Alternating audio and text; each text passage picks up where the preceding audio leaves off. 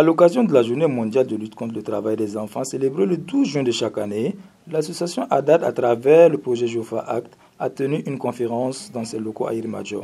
L'objectif est de sensibiliser, informer et inciter à l'action les communautés et les acteurs institutionnels face à la persistance du travail des enfants au Mali. Cette initiative contribue à la lutte contre le travail des enfants avec une attention particulière portée au secteur domestique. La conférence a favorisé des échanges constructifs enrichis par des sketchs et des textes d'islam, tous centrés sur le thème du travail des enfants. Cette journée permet d'attirer l'attention de tous les acteurs, de toutes les communautés sur le danger qu'il y a à faire travailler un enfant avant l'âge d'admission à l'emploi. Alors, si aujourd'hui nous sommes avec ADAD qui a voulu magnifier cette journée, en tant que représentant de l'État, je ne peux que les remercier.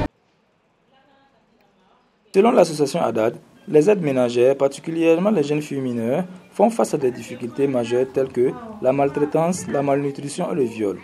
En réponse à ces atrocités, l'ADAD a déposé un plaidoyer visant à y mettre fin et à promouvoir la dignité, les droits et la protection de ces travailleuses vulnérables qui sont le plus souvent des jeunes filles mineures. Les défis auxquels elles sont confrontées, c'est la maltraitance. D'abord la maltraitance. Parce que, à commencer par l'âge même auquel on les fait travailler. Imagine une fille de 13, 12, 11 ans, 14 ans, jusqu'à 15 ans qui travaille. Tout le monde sait que d'abord son âge ne la permet pas, le physique ne répond pas et le mental ne répond pas non plus. Mais elle est contrainte de travailler pour de diverses raisons. Et la plupart du temps, les filles travailleuses domestiques qui sont maltraitées, qui sont exploitées, qui sont violentées, c'est les mineurs. C'est les moins de 15 ans qui ne savent pas dire non, qui acceptent tout, pensant que ça fait partie du travail. Et qui ont même peur de dénoncer. L'association exhorte ainsi les familles, employeurs et les autorités du pays à agir concrètement en faveur de ces jeunes filles. Parallèlement, elle conseille et forme ces jeunes filles sur le comportement approprié à adopter au sein de leur famille d'accueil. Communiquer autour des conditions de travail de ces enfants qui sont confrontés à beaucoup de violences, à beaucoup d'abus, à l'exploitation au niveau des familles. Donc du coup, on s'est dit, en faisant cette rencontre, ça peut nous permettre d'échanger avec eux et d'échanger avec l'État pour exposer les problèmes de ces filles et chercher des solutions. Donc du coup, on les a montré quand même que on s'est plaint beaucoup d'eux par rapport à leur comportement au niveau des familles, par rapport à leur attitude et autres.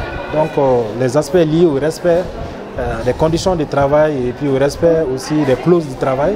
On a beaucoup échangé de ça.